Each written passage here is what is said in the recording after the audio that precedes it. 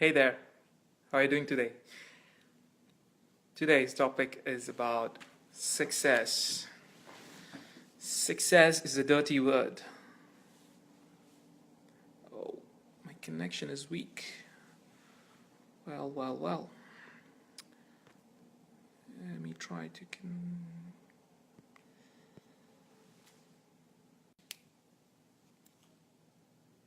I suppose it's better.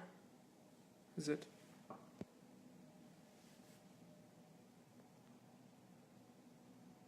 Anyway, my upload will be fine, so I'm gonna go ahead.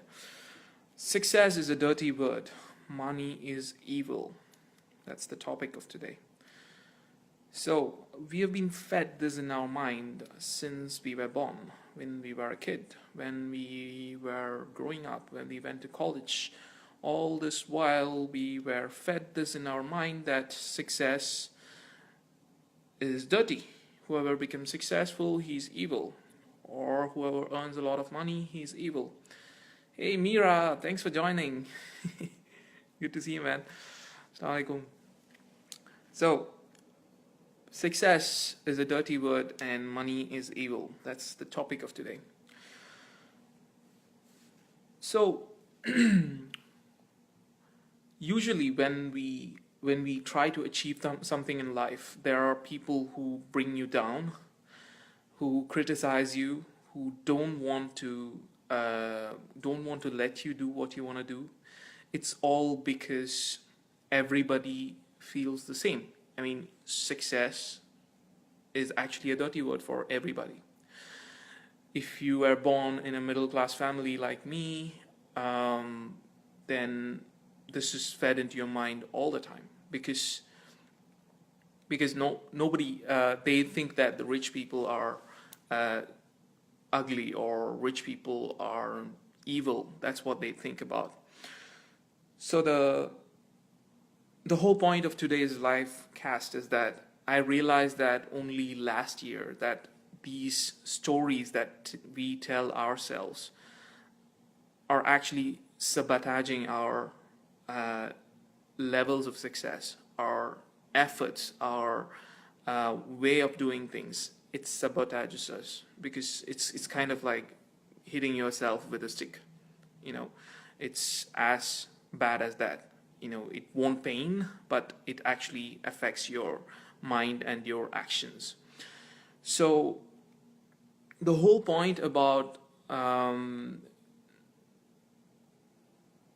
not wanting to achieve success, not wanting to earn money, is because of the fact that you have this mindset that rich people do only dirty things. Rich people only do things that are bad. I mean, you only hear of stories in the news about rich people doing bad things and doing stuff that you don't like or generally is not acceptable.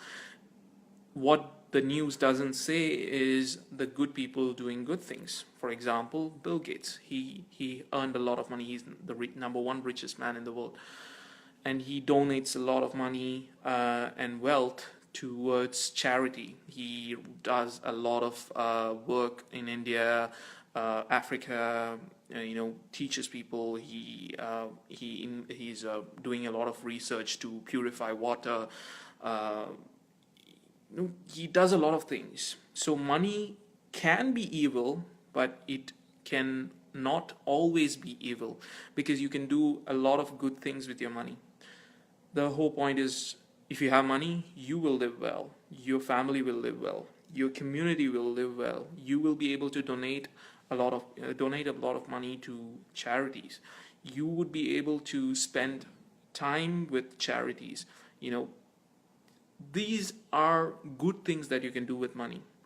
But usually what media and the news says is that rich people are bad, and your family members, your parents, maybe they tell that rich people are bad people, right? So this whole mindset of having the wrong things in your mind is self-sabotage, right? It's exactly like hitting yourself with a stick, or poking yourself with a pin, hurting yourself in some way. Although it is not physical, it's actually affecting your mindset. So this whole thing about mindset, I wasn't so familiar about this until beginning of this year, when I met my coach. So I was, as I said in my previous livecast, I tried to start many businesses earlier, and I wasn't able to get ahead. The whole point was I wasn't able to get ahead because I was telling these stories inside my mind. What if I become successful? Then what will happen and stuff like that. It sounds funny, but we do tell those stories. So be sure that you don't tell those stories to yourself. So I'm gonna talk about how you can solve this, how you can find yourself, self-diagnose yourself whether you are telling those stories to yourself. Number one thing is that, what is your earliest memory when it comes to money in your childhood? Hey, thanks for joining. Linovaz, Yuvraj, Vaibhav, thanks for joining. I was just talking about success is a dirty word and money is evil. So I want you to just imagine, think about your earliest memory about money.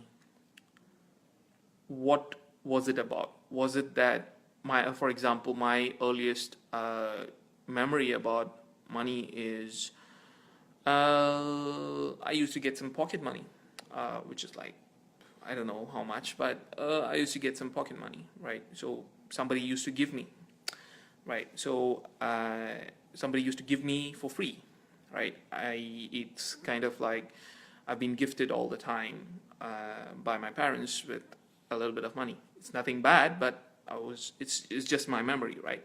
So what is your memory about money in your childhood?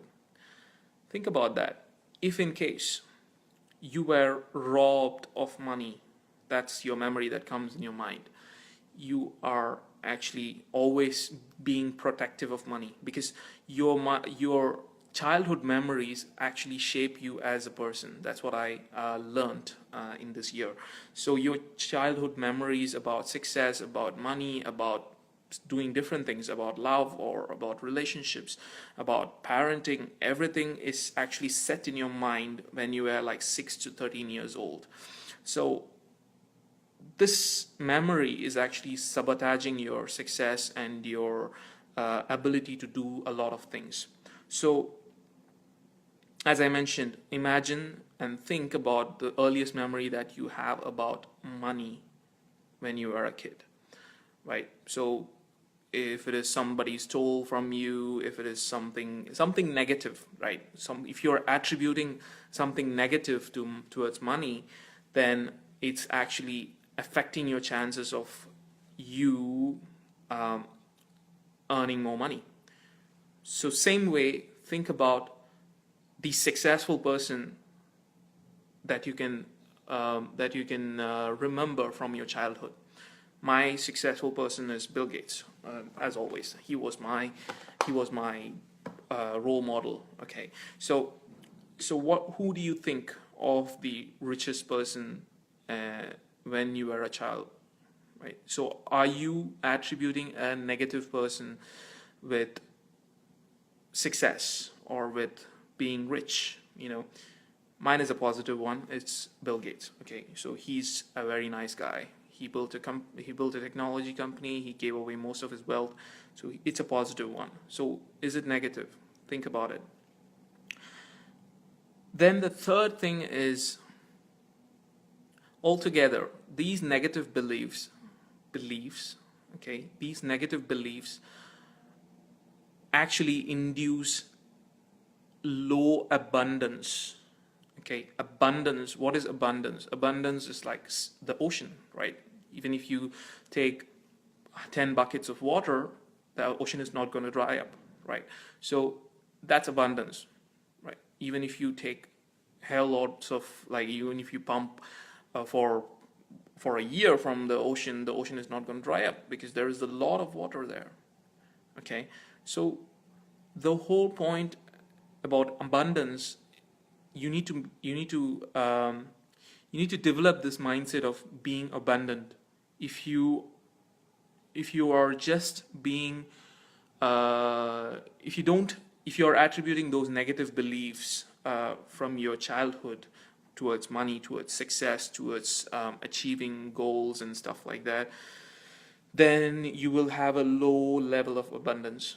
Okay, so number one thing to feel abundant is your acknowledging your child story, right? Think about success and think about money and how you dealt with it when you were a kid. Then the second one is to set goals. Okay, so when you set goals, it's very important to set goals. I don't have to explain too much, but anyway, I will explain it now. So there's this audio from Earl Nightingale. He's no more now, but he has this audio called "The Strangest Secret." It's all about goals. Okay, if you go to YouTube and search for "The Strangest Secret," you can find it. So in that audio, he says that goals are something that drives you. So in that, he has an example. Say you build a ship and you leave it in the ocean, and you hire a captain and you put him inside. If you don't tell the captain where the ship should go, will the ship even leave the port? Will the ship even leave the port? It will not, right? Because you didn't set a destination. So the captain doesn't have anything to do. He's just going to sit around and, get the salary and then eat well and sit there, right? So the ship is not going to move. Whereas if you hire a captain and tell him, hey, you're in Singapore, your destination is India, then what's the captain going to do? The captain is going to take the map and he's going to draw the route and he's going to navigate and go and reach India, right? So that's the key aspect of goal setting. You need to have goals in life. If you don't have goals in life, you don't know where to go. You will end up not knowing what to do in life, right? So for me, my goals is, as a Muslim, I want to end up in paradise, right? So that's my goal.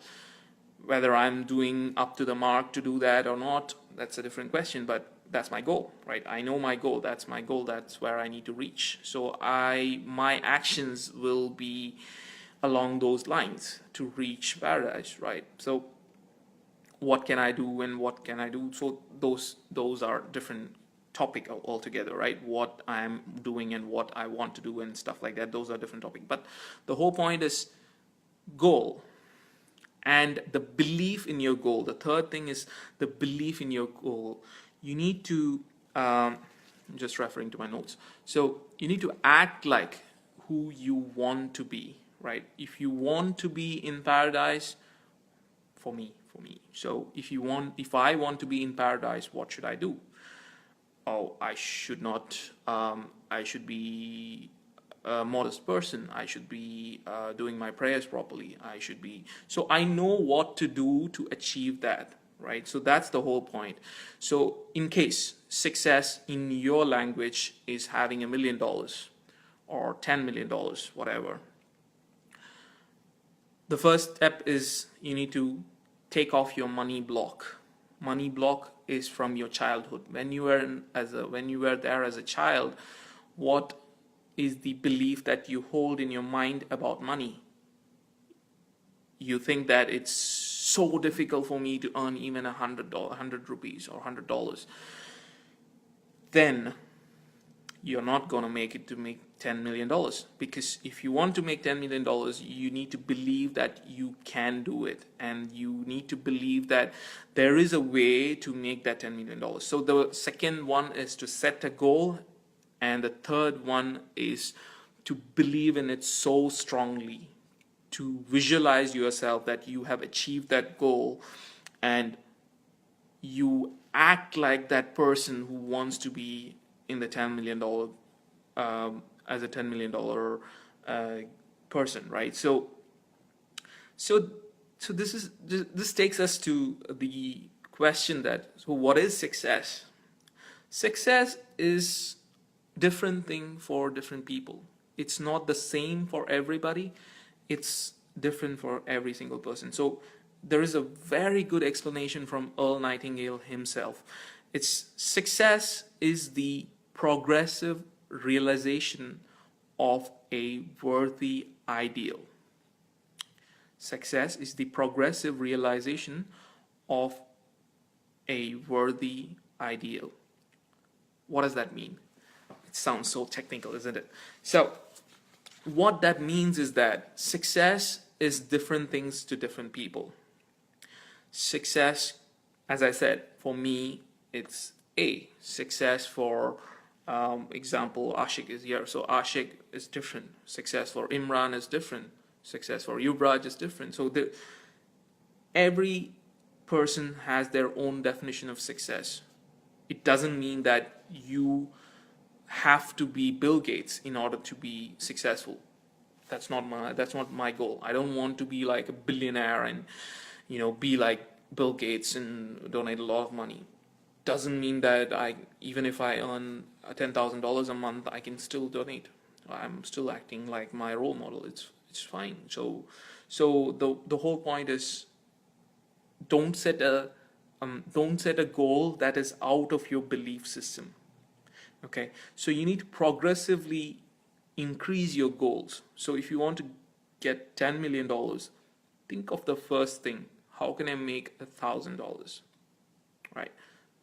Build your belief in that, achieve that goal. Then progressively realize the next goal, which is to make $10,000, then to 100,000, then to 1 million, and then to 10 million. If you just think of like 10 million and then just focus on that, of course you should have that vision that you need to go to the 10 million, but you need to have this progressive realization, right? So you need to build your belief system to achieve that goal. Because even the thing is, if you don't have that belief system built in with you, even if somebody gives you $10 million, you will not be ready to handle that, right? So important thing is your mind game. So, and why do we, so I think some of you may have goals, right? You would have written down goals, but why do we not achieve those goals? We don't achieve those goals because we conform. People around us don't achieve their goals. Okay, people around us, they don't always achieve their goals, right? So it's this popular thing that people say that you become the person whom you spend the most time with, right? If you hang around with four guys who are criminals, then you become the fifth criminal. If you hang around with four people who are into snorkeling, then you will be the fifth person to try snorkeling. If you hang around with four people who do mountain climbing, then you will obviously become the fifth person to do mountain climbing. So think about the people that you're hanging around with. Are they bringing you down? If you want to be a religious person, oh my God, my light got off. Okay, there. So it's back. So you become the fifth person of the four people you spend the most time with. Okay, so choose your friends very carefully. If you have a goal to make $10 million, then you should be hanging around with this progressive people, right? So you need to hang around with $100,000 people, and then $10,000 people, and $100,000 people, and 1 million people. Not my example, okay? But it's just an example that I'm taking. So hang around with the people that you want to be, or people who are already there, where you want to be, right? You hang around with them, learn from them, and you become them, right? So that's the whole thing. So people conform to where they are, right? So if you hang around with people who don't have the belief to make that $10 million, then obviously you're not going to make it, because you're going to conform with the people that you want to be. So choose your friends very carefully. If you have negative friends around you, say goodbye to them, because they are just sabotaging your goals and your beliefs and you as a person, because you yourself have certain goals, have certain beliefs in life. You need to build that. You need to be the sole owner of your world. You don't want somebody to tell you what you want to do. You need to take control of what you want to be and what your goals are and how you can achieve that. Okay, so altogether now we looked at why people call success as a dirty word, and we looked at why people say money is evil, and we looked at how to be abundant. That is the prime thing, right? So we spoke about childhood beliefs, about your goals and your money and money and success, and we spoke about goals, how to set the goals properly, and how to progressively increase your goals. And then we spoke about how to act like who you want to be, right? You need to set the goal. You need to act like the person who has achieved that goal already. Then we spoke about your friend circle or your circle of influence, right? You need to change. You need to check. You need to set up your life in such a way you are headed to reach those goals.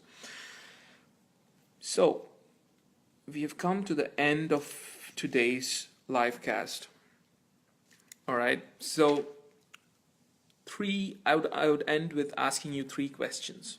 1, do you have a goal? Comment it below. Do you have a goal? Do you have a vision and mission in life? What do you want to do? Do you want to just live this life right, just like what you're doing right now, or you want to be someone different? You want to do something different? So that's the second question.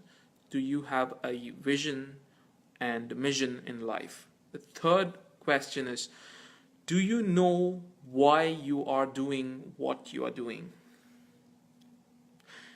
If you are going and working for a day job, do you know why you're doing that? Is it taking you towards your goal? Is it giving you the ways to achieve your goal? Is it giving you the opportunities to achieve your goal? Right? So the third question, I will repeat that. Do you know why you are doing what you are doing? That's very important. Okay, I end with that. So see you on Monday, 8:30 p.m. Singapore time. That's all from me. Thanks for joining, and I appreciate your comments if you can leave it below. Okay, did you find this useful or not? What do you want me to talk about in the next session? Please do. And also, please like and share my video so that I can reach more people with my message. Goodbye.